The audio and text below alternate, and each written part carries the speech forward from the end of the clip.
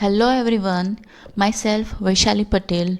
Today in this session we are going to start one of the important subject, that is income tax law and practice 1. So let's start to learn. Our first chapter of unit 1 is introduction of income tax.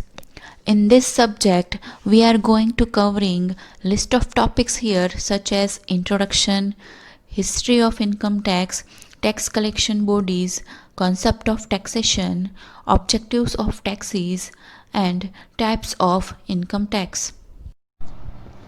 Our first topic is what is tax. Taxes represent the amount of money we pay to the government at predefined rates and periodicity. Taxes are the basic source of revenue to the government using which it is provides various kinds of services to the taxpayers. Tax एक अनिवार्य शुल्क या वित्तीय शुल्क है जो सरकार द्वारा किसी व्यक्ति या संस्था पर राजस्व जुटाने के लिए लगाया जाता है। इस जमा हुआ टैक्स की कुल राशि को विभिन्न सार्वजनिक कार्यक्रमों के लिए उपयोग किया जाता है। यह वो टैक्स होते हैं जो गवर्नमेंट आपकी कमाई के हिस्से के रूप में सीधे आपसे वसूल लेती है। There are mainly two types of taxes, that is direct tax and indirect tax, which are governed by two different bodies. Central Board of Direct Taxes means CBDT and Central Board of Excise and Customs means CBES. Brief history of income tax.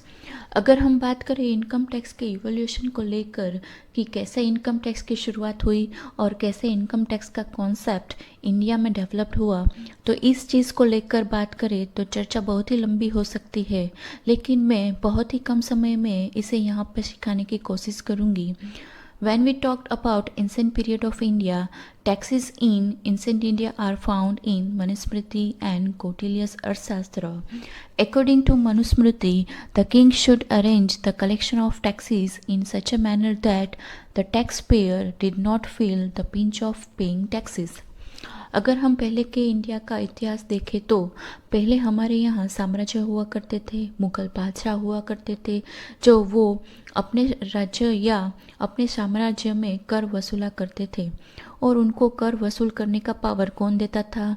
तो वहाँ के ancient time का जो भी law maker हुआ करता था, वो लॉ के मुताबिक वहाँ के राजा को पावर दिया गया था कि वो वहाँ के जनता के ऊपर, वहाँ के ट्रेडर्स के ऊपर क्या कर सके, तो कि टैक्स इम्पोज कर सके, मीन्स टैक्स लेवी कर सके। और ऐसा कहाँ लिखा था? तो ऐसा शास्त्रों में लिखा था कि कोई भी किंग अपने साम्राज्य का या अपने राज्य का जो भी कर है वो वसूल कर सकता है। ये सब एंशिएंट पीरियड से ही चला आ रहा है। He laid down that traders and artisans should pay 1/5 of their profit in silver and gold. उस जमाने की बात करें तो टैक्स कितना वसूला जाता था और किन से वसूला जाता था?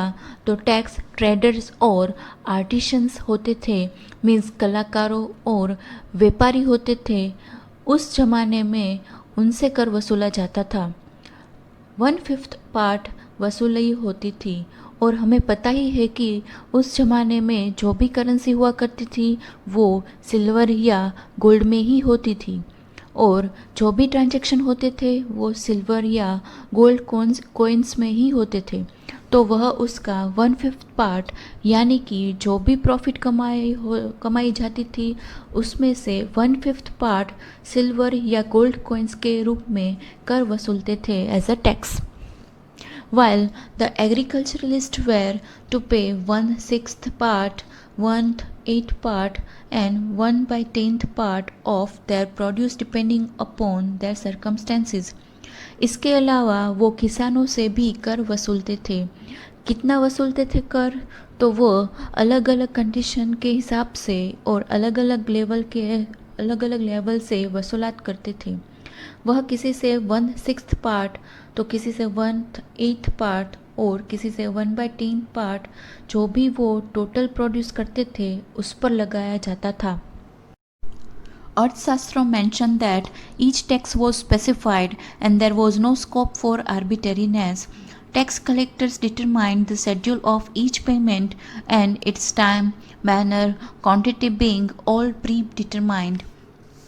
मौर्य एम्पायर की बात करें तो यहाँ पर कर की वसूलात बहुत ही सिस्टमेटिकली हुआ करती थी, प्रॉपर शेड्यूल और सही समय अनुसार और प्रॉपर मैनर में टैक्स वसूल करते थे और वो सारी बातें अर्थशास्त्रों में लिखी गई थी.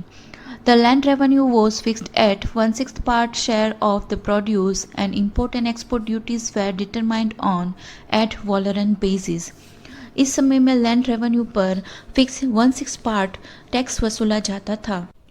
In India, the tax was introduced for the first time in 1860 by Sir James Wilson in order to meet the losses sustained by the government on account of military mutiny of 1857. सन 1857 की क्रांति के British government को भारी crisis का सामना करना पड़ा था, तो उन्होंने इससे रिकवर करने के लिए पहली बार 1860 में इनकम टैक्स का कॉन्सेप्ट इंडिया में लॉन्च किया. 1857 में भारी धन की हानि और जन की हानि हुई थी, इसी वजह से इनकम टैक्स एक्ट लाया गया था. In 1918, a new income tax was passed and again it was replaced by another new act which was passed in 1922. फिर से 1918 में नया इनकम टैक्स एक्ट डाला गया जो आगे जाके फिर से 1922 के एक्ट में चेंजेस किया गया. This act remained in force up to the assessment year 1961 to 1962 with the numerable amendments. और बाद में यह एक्ट फोर्सफुली कई सारे चेंजेस करके डाला गया था. Next topic is history of income tax. In India, tax was introduced by Sir James Wilson in the year 1860. Bharat में सर्वप्रथम 1860 में सर जेम्स विल्सन द्वारा आयकर लगाया गया था. To meet heavy losses on account of military mutiny in 1857. 1857 के सैनिक विद्रोह के कारण तत्कालीन ब्रिटिश सरकार को हुई आर्थिक हानियों को पूरा करने के लिए यह कर लगाया गया था. In the year 1886, first income tax passed. Thus, income tax introduced as a temporary revenue measure has become a permanent feature of Indian fiscal system since 1886. 1886 में पहली बार आयकर संबंधी विस्तृत अधिनियम पास किया गया और तभी से आयकर भारतीय वित्त व्यवस्था का एक महत्वपूर्ण एवं स्थायी अंग बन गया. 1886 के अधिनियम में समय समय पर आवश्यक संशोधन किए गए एवं यह अधिनियम 1917 तक चलता रहा. 1980 में इस अधिनियम के स्थान पर एक नया अधिनियम पास किया गया जिसकी प्रमुख विशेषता चालू वर्ष की आयकर पर उसी वर्ष के कर निर्धारण करना था. The organizational history of the Income Tax Department start in the year 1922. The Act of 1922 for the first time introduced the principle of fixing the rates of taxes through annual financial acts. 1980 का अधिनियम केवल 4 वर्ष ही प्रभाव में रहा और 1922 में इसके स्थान पर एक नया अधिनियम आयकर अधिनियम 1922 पास किया गया. इस अधिनियम में 4 वर्ष के सिद्धांत का समाप्त करके गत वर्ष के आधार पर कर लगाने का प्रस्थान किया गया. In 1956, the government referred the Income Tax Act to the Law Commission, which submitted its report in 1956. 1956 में भारत सरकार ने इस अधिनियम का लॉ कमीशन को सुपुर्द कर दिया. लॉ कमीशन ने अपनी रिपोर्ट सितंबर 1958 में पेश की. Direct Taxes Administration Inquiry Committee was appointed in 1958 under the chairmanship of Shri Mahavir Tyagi. On the basis of the recommendation of both the bodies, the present Income Tax Act was enacted in 1961, which came into force on 1st April 1962. Direct tax administration inquiry committee ने अपनी report 1957 में प्रस्तुत की.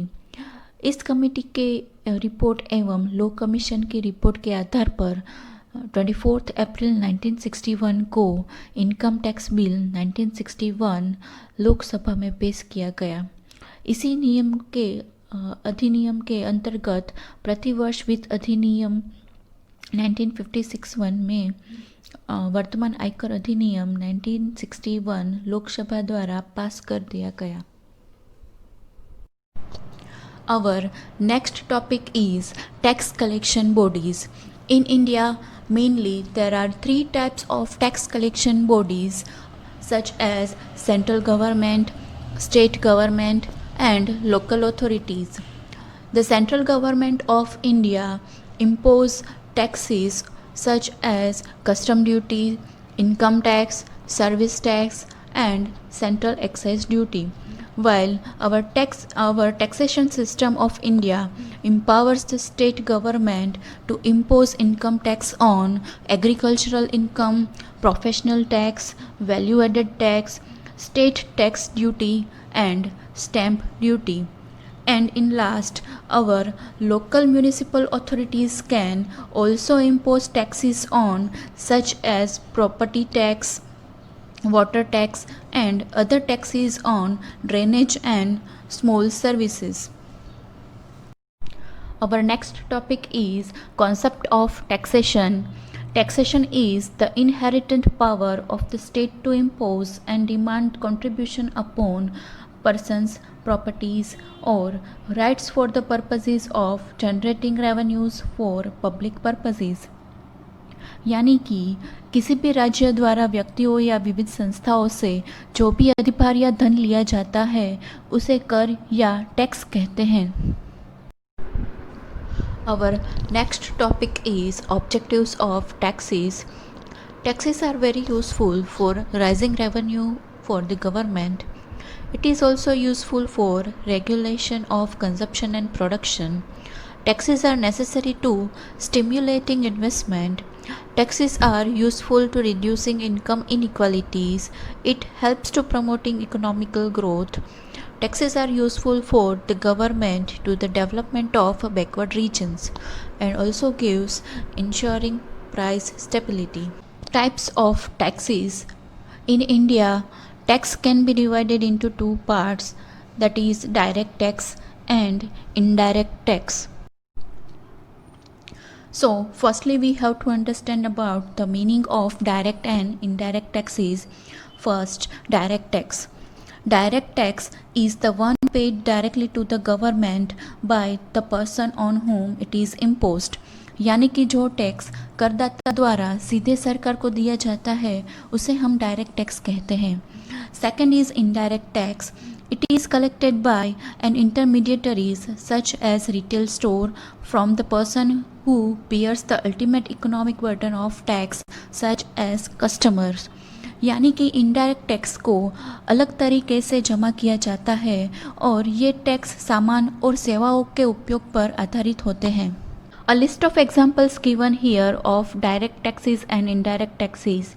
Income tax, capital gain tax, security transaction tax, perquisite tax, corporate tax are the examples of direct taxes, while sales tax, service tax, custom duty and octroi, excise duty, value added tax are the examples of indirect taxes.